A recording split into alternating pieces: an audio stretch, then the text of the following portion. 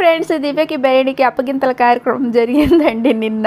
ఏంటంటే దివ్య అంటుంది, నేను వెళ్ళిపోతాను, ఈసారి బాగానే గొడవలు బాగా పెట్టుకున్నాను, నేను వెళ్ళిపోతాను, మీరు గట్టిగా ఆడాలి, బాగా ఆడాలి అని ఏదో సోది మాటలు చెప్పింది. అయితే భరణి అప్పుడు అంటున్నాడు, నేనే వెళ్ళిపోతాను, నేను వెళ్ళిపోతే నువ్వు ఎవరితో గొడవలు పెట్టుకోవద్దు అంటున్నాడు. అప్పుడు దివ్య ఏమంటుందో తెలుసా, నేను తనుజని ఎప్పటికీ క్షమించను.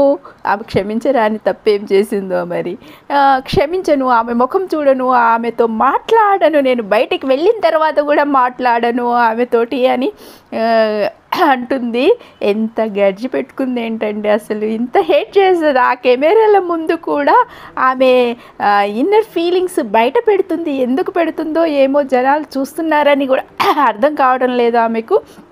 అయితే నో ఎలిమినేషన్ ఉందంట, మరి చూడాలి ఈసారి కూడా ఆమె వెళ్ళలేదు అని న్యూస్ వస్తుంది.